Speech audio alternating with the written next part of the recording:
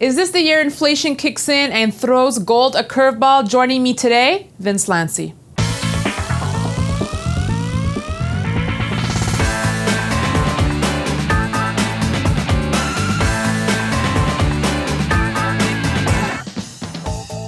Happy New Year, Vince. Good to see you.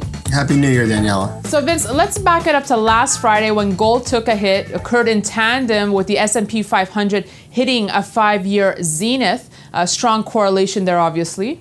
The trend started the last couple of weeks of the year when gold took a hit and the stock market did not, which kind of made their performance the same for the year. And post-fiscal cliff news, like it or not, removed uncertainty from the market. Stocks levitated on that, and gold, for other reasons as well as this reason, deflated as a lack of safe haven demand. So that's the impetus for what just happened. As to the rest of the year, you could see this, if inflation were to kick in, this could be the year where people start to roll their money out of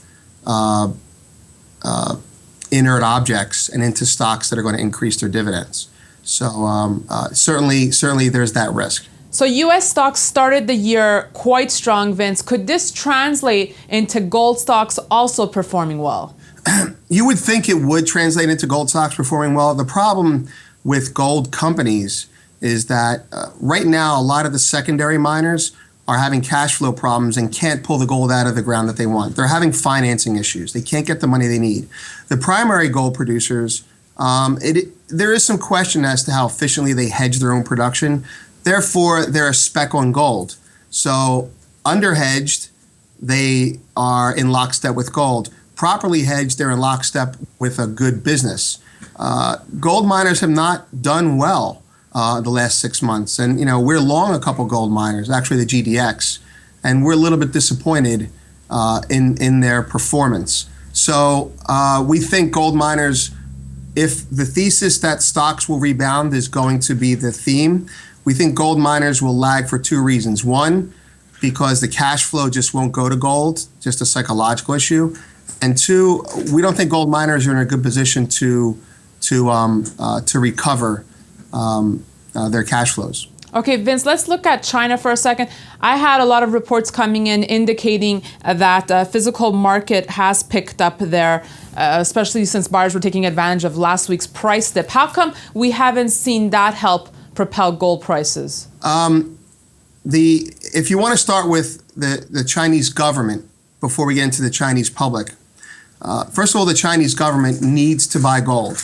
They are patient. This is a government with a 1,000-year plan. They're not a government with a 6-month plan. So they're not chasing the price of gold. Again, they only have 2% of their FX reserves in gold. They've got tons more gold to buy. They will let the price come to them because everything seems to be copacetic otherwise. As to their plan to create an environment so that they can accumulate more gold, they have basically deputized their banks to buy gold for them.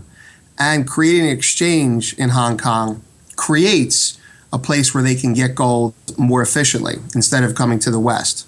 As I've alluded to before, exchanges pop up and thrive in areas where the demand of the product is. And demand for gold is moving eastward. The center of the world is now London. To respond to your point about the public in China, well, I think that's also part of the end game. The Chinese public is also hungry for gold, and historically it has been a big store of portable wealth for them. So you're going to see that trend continue as gold volumes go up in the Far East as they take it from the West.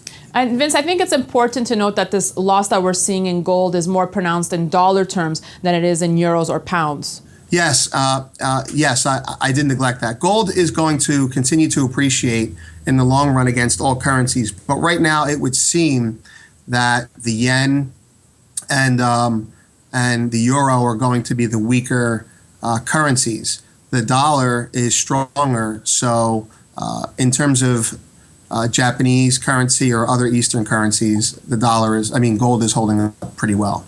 Okay, Vince, now I know You want to stay away from any gold price predictions, and I promise I won't ask you that yet. However, I do know that you are willing to go on the record with a prediction involving central banks and gold.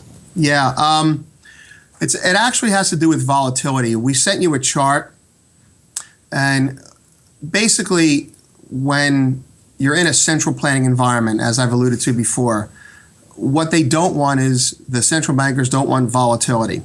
They want fiat currencies to go down because everybody's going to try and export themselves out of their recession, similar to what Germany tried to do in the Weimar Republic.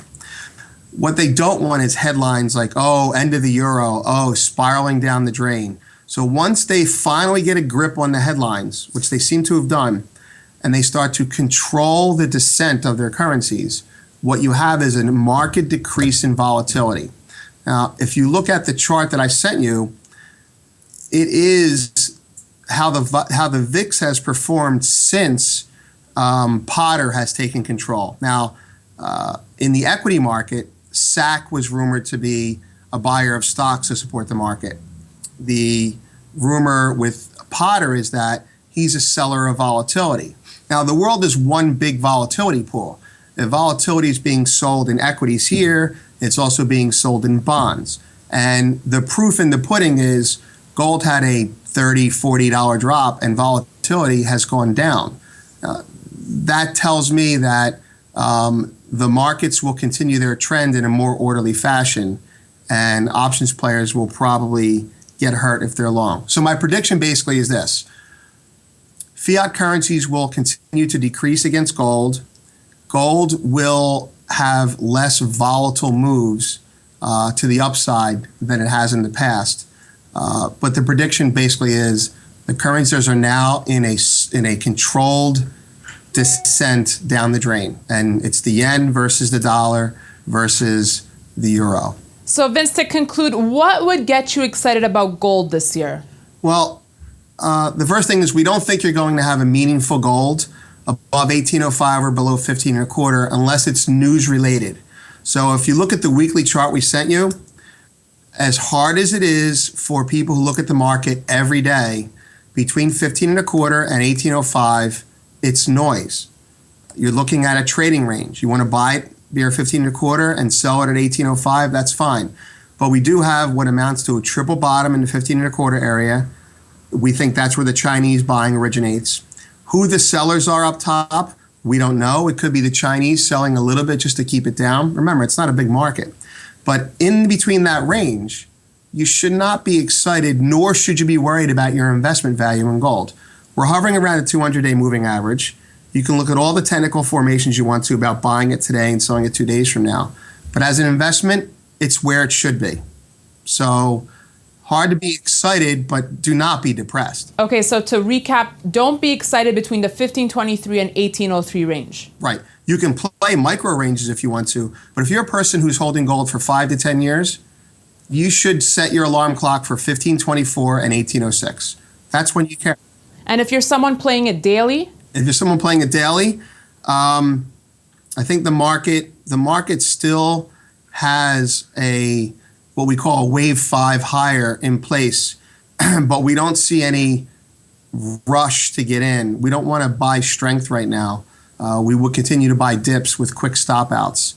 It's not a very attractive market technically to trade right now. We think a lot of sideways consolidation is going to come. You can play it any way you want to, but we're not in it on a trading perspective. We have no signals. Vince, as always, so insightful. Thanks for your thoughts this week. Thank you. And thanks for watching this edition of Reset with Vince Lanci. We'll be back next week. In the meantime, you can email me any comments or questions at newsfeedback@kitco.com or tweet me at Daniela Cambone. Thank you for watching.